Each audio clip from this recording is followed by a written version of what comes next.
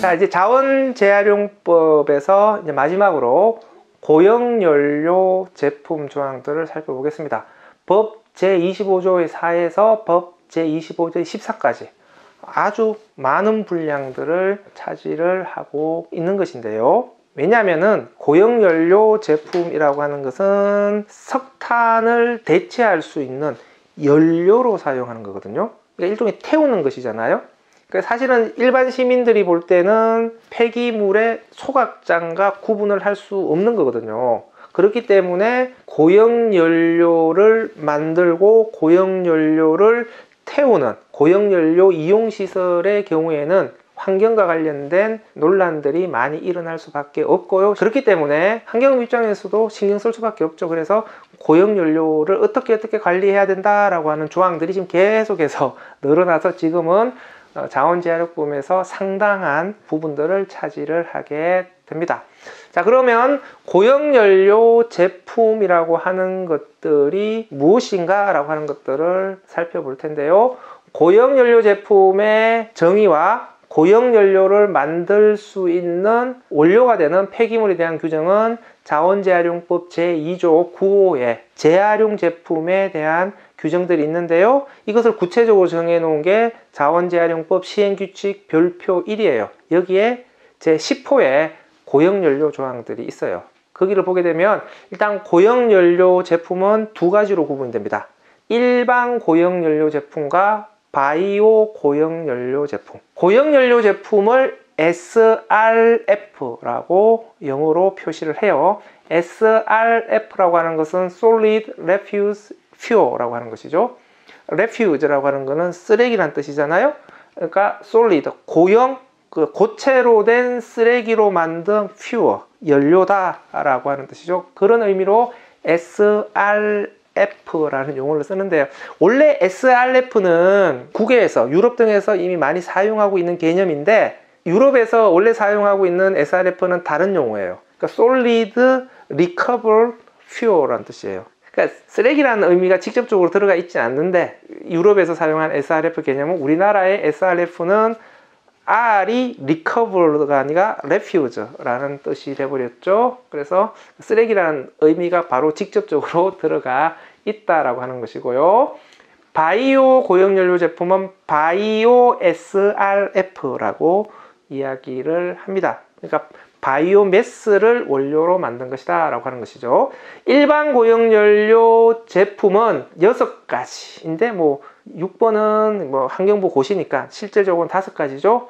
음식물 쓰레기를 뺀 생활 쓰레기, 폐합성 수지, 폐합성 섬유, 폐고무, 폐타이어, 이 5가지 가연성 폐기물을 가지고 만들어라 라고 얘기를 하고 있고요. 자동차 파쇄 잔재물, ASR이라고 얘기하는데요. 자동차 파쇄 잔재물 가지고는 고형연료를 만들 수가 없어 라고 하는 것이죠.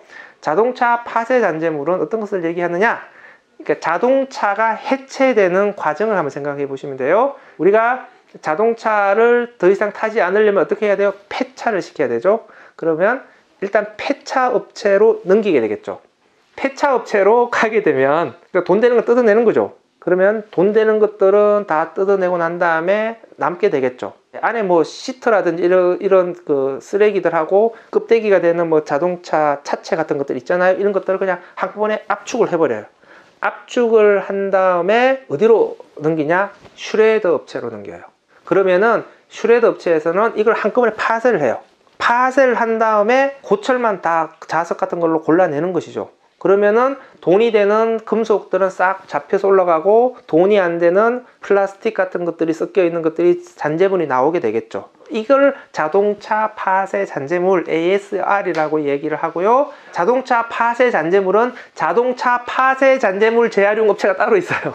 여기로 가는 겁니다. 그러니까 자동차 해체 재활용 업체, 자동차 파쇄 재활용 업체, 자동차 파쇄 잔재물 재활용 업체, 이 3가지로 자동차는 단계적으로 재활용이 되는 것인데, 파쇄 잔재물은 왜 고형 폐기물로 만들지 못하도록 하냐? 파쇄 잔재물에는 중금속 등의 유해 물질이 많이 들어가 있어요. 그러니까 파쇄 잔재물은 유해성이 높은 폐기물이기 때문에 고형 연료를 만드는 원료로는 부적합해.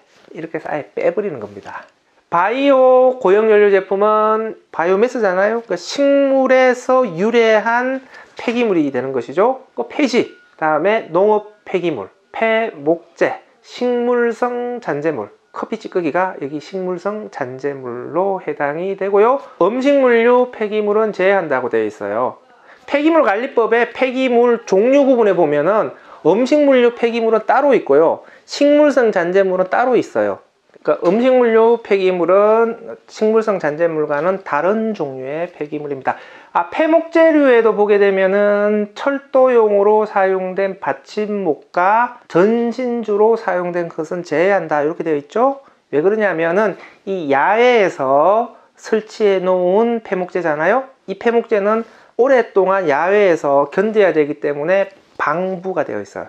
그러니까 이게 유해성이 높아요. 그러니까 태우기가 어려운 것이죠. 그래서 이런 용도의 유해성이 높은 폐목재도 고형연료 제품을 만드는 원료로 부적합하다 이렇게 규정을 해 놓은 겁니다. 고형연료 제품의 품질 기준이 정해져 있는데요. 고형연료 제품은 다시 두 가지로 구분돼요. 성형, 비성형. 그러니까 크게 보면은 네 가지 제품이 나오는 것이죠. 일반 SRF의 성형, 비성형, 바이오 SRF의 성형, 비성형 이렇게 구분이 되는 겁니다. 그러니까 일반 SRF의 성형이라고 하는 것은 비닐을 예로 들어 볼게요. 폐비닐만 모아서 이 폐비닐을 파쇄하게 되면 이제 파쇄된 비닐 조각들만 남게 되겠죠. 이것을 플러프 상태라고 이야기를 하는데요. 이게 비성형 SRF가 돼요. 이것을 좁은 구멍 같은 걸 통해서 비닐을 강제적으로 밀어 넣어요. 그 구멍을 통과해서 나오게 되면 압축 성형이 돼요. 그러면서 이제 가래떡 모양 같은 것으로 만들어서 나오겠죠. 요게 성형 SRF가 되는 것이죠. 그래서 성형과 비성형으로 구분이 되는 것이고요. 그렇게 했을 때 이제 모양과 크기는 이 정도가 되어야 돼. 발열량도 이 정도가 돼야 돼. 왜냐하면 연료로 써야 되기 때문에 에너지가 있어야 되는 거잖아요. 에너지가 형편없이 낮으면 이것은 연료라고 얘기할 수 없는 거잖아요. 그러니까 잘 타서 에너지로 쓸 수 있는 것들만 골라내어서 고형연료 제품으로 만든 거기 때문에 그러니까 발열량 기준도 중요하게 되는 것이고요. 다음에 건조를 잘 시켜야 돼. 수분도 잘 빼내야 돼 라고 하는 것이고, 다음에 태우는 거니까 유해물질도 중요하게 되는 것이죠. 그래서 그 수원, 카드뮴, 납, 비소 같은 것들도 기준을 정해놓고 있는 것이고요. 회분은 타지 않는 불연성의 비율을 얘기하는 것이죠. 연료로 써야 되는 거니까 잘 탈 수 있는 쓰레기들로만 만들어야 된다. 그러니까 이 회분의 함유량하고 발열량은 서로 연결되는 그 개념으로 보시면 될 것 같고요. 다음에 여기서 우리가 주목해서 보셔야 될 거는 염소예요. 염소가 수소하고 결합을 하게 되면 타면서 HCl 염화수소가스가 나오게 돼요. 굉장히 산성도가 높은 유독가스예요. 염화수소가스를 물에 녹이면 염산이 되는 거거든요. 그러니까 염화수소가스가 많이 나오게 되면 기계가 빨리 부식이 돼요. 이제 다이옥신도 많이 배출되는 그 문제가 발생을 하게 되는 것이죠. 그러니까 연료로 사용을 하려면 당연히 염소가 적게 들어가야 연료로서의 안전성을 담보를 할 수가 있다 이렇게 보는 것이죠. 다음에 황 같은 경우에도 기준치이어야 돼. 그러면 황이 많이 들어가 있으면 황산화물이라는 대기오염 물질이 배출되는 거 아니에요? 그러니까 황 성분도 많이 들어가면 안 되는데 폐타이어만으로 제조한 경우에는 황 기준이 높죠. 왜 그러냐면 폐타이어에는 황이 많이 들어가요. 왜 황이 많이 들어가냐? 고무에 황을 집어넣어야 고무가 딱딱해지면서 타이어 기능을 할 수 있어요. 타이어는 그 딱딱한 고무 상태를 유지하기 위해서 황성분이 의도적으로 투입되는 물질이기 때문에 타이어만 잘라서 고형연료 제품을 만들게 되면 당연히 황 비율이 높을 수밖에 없겠죠. 그래서 타이어에 한정해서 황 기준치를 달리 적용하고 있다. 이렇게 보시면 됩니다. 바이오 고형연료 제품도 이제 기준치가 설정이 되어 있고요. 마찬가지로 모양, 크기, 발열량, 수분 함유량, 금속 성분, 다음에 회분, 염소, 황분, 그리고 마지막에 바이오매스 함량이 정해져 있는데요. 바이오매스 함량이 왜 들어가 있냐? 그러니까 바이오 고용연료 제품이잖아요. 적어도 이 정도 95% 이상은 식물 성분이어야 바이오 SRF로 볼 수가 있는 거야 라고 하는 거잖아요. 이게 이제 폐목재 같은 경우에 이 부분이 조금 논란이 될 수가 있어요. 왜냐하면은 그냥 뭐 가지치기 한 나무 같은 경우에 문제가 없을 거예요. 뭐 나무로 만든 목재 상자 이런 것도 순수한 나무기 때문에 문제가 없을 거예요. 근데 가구 같은 게 문제가 되겠죠. 왜냐하면 우리가 보는 가구는 순수한 목재가 아니고요, 플라스틱이 코팅되어 있거든요. 우리가 쓰는 나무 MDF라든지 파티클 보드, 그러니까 PB 같은 경우에는 나무 조각들을 접착제를 가지고 접착시켜서 판 형태로 만든 거거든요. 그러니까 접착제라고 하는 석유화학 원료 물질들이 들어가 있는 거잖아요. 그러니까 이런 것들이 타는 것은 사실은 플라스틱이 타는 것과 동일한 그 의미가 되는 것이잖아요. 그러면 바이오 고용연료 제품이라고 했는데 만약에 접착제 성분이라든지 이런 코팅된 플라스틱 성분이 막 10% 20% 돼버려.